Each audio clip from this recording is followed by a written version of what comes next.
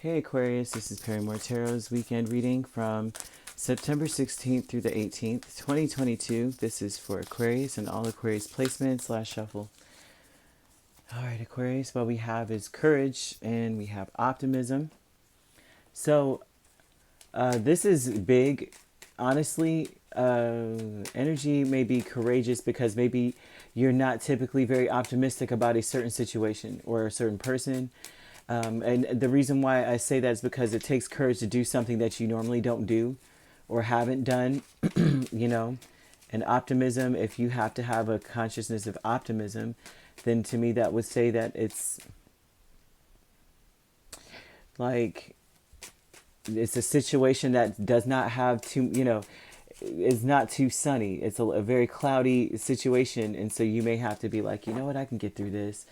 Well, as soon as I say it, out of the lips comes that, and then the cards say yes. That's exactly it. You have Three of Swords and Six of Wands, and so with the courage, you have to have the courage to kind of like, I think, almost like I won't say broadcast what you're going through in a sense, but not. You have to have the courage not to be ashamed of what you've gone through. Oh wow. Yeah, okay. Justice, right? It's almost like this. When someone does things to you, and I don't know what's going on this weekend, but I'm seeing it's already that when people do things to you, it just seems as though it's like you want to get as far away from it as possible. Um, like if they take advantage of you, or they say really mean things or something. You know how like when you're dealing with someone and they do things, you're just like, why would you do that to another person? But then a lot of times what we do is say, why are they doing this to me? And so this is like, and then you have a heavy heart, and really it doesn't belong to you. That heavy heart should belong to that person. Like they're the ones that are just doing, you know what I mean? They're doing the most. They're doing something that it's actually damaging another person, which is almost, it's like a travesty and almost an abomination against creation in a sense, because that's not what you're here to do. We're here to love, and we're here to discover love and to amplify it and to shine it and all those things. So it's like when someone does something like emotionally violent to another, or any of the other things. I've been doing a lot of soul searching about stuff like this, to be honest with you, and it just looks like they want you to wear your scars on your sleeve, like come out with it, and still dare to find your happiness anyway. It's important to, like, I think in therapies even, you have to speak about what's happened to you so that it's out there. And it's like the more that you speak about it, the more that you share it, whether you write it down or you talk to someone about it, the more that it's like you get it out. You vent it out, and then it's like your heart is lighter, especially when you do and you have someone validate you. So this looks like having the courage to do something like that, and then to dare to be happy anyway. And you'll be able to be happy because the more that you speak about it, the more distance is it is but I mean, the more distance there is between you and what happened, and you and that person, because you're letting it out. And the more that you allow it to fester within you, it becomes like an emotion that lives in you, that sticks with you for generations or for lifetimes. And so they want you to kind of to get it out. Optimism with the Lovers and strength. It looks to me that you're trying to be optimistic about being strong, about going in a certain direction, about choosing something else for yourself that really would make you happier. That's what this looks like. You're trying to be optimistic about it, and you're trying to have courage to put distance between you and it. And it's almost too that you don't. No one wants to be known as someone's victim, right? No one wants to be known as this person has done this or that to me. No one wants that. But it's like important to speak about what's happened to you, or to, like I said, write it down, or something like that. But don't deny that it happened to you, because it's not on you. It's not about you. It does not reflect who you are. And I think that's what they want you to know. New beginnings, the Emperor and the Moon. And there's a new beginning here with this moon energy. You don't know. It's almost like the the new beginning would be you are in control of your life. You control the narrative, right? No one knows what's written in your book, and that's kind of where they are with this. No one knows what is in store for you in the future. That your new beginning is just that. You who knows what's to come, but you are in control of this, and you can make.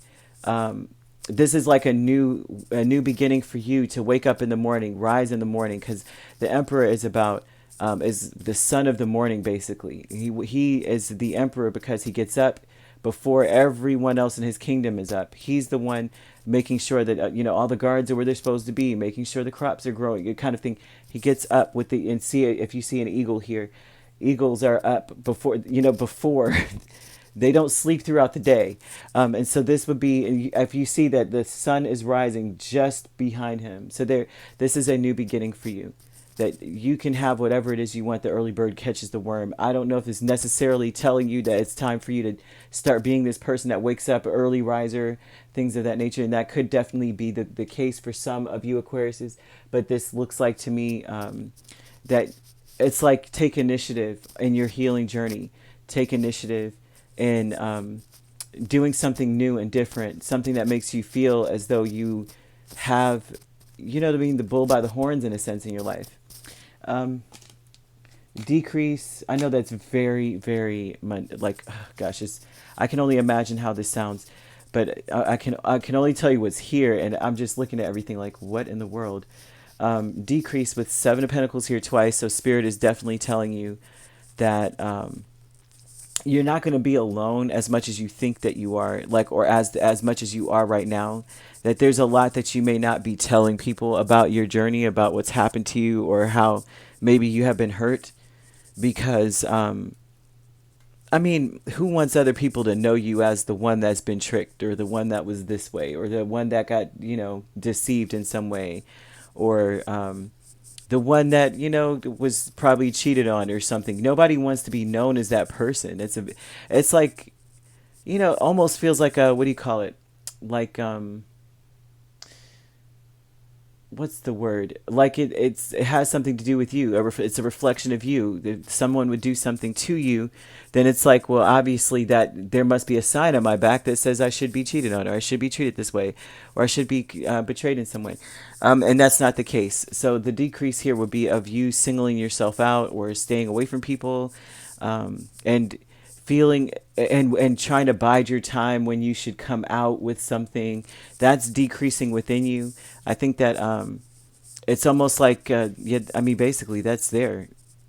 This is a decrease in that kind of thing where you're sitting and waiting for the right time to talk to people or to come out, and feeling left out because of the fact that you hold back in the first place.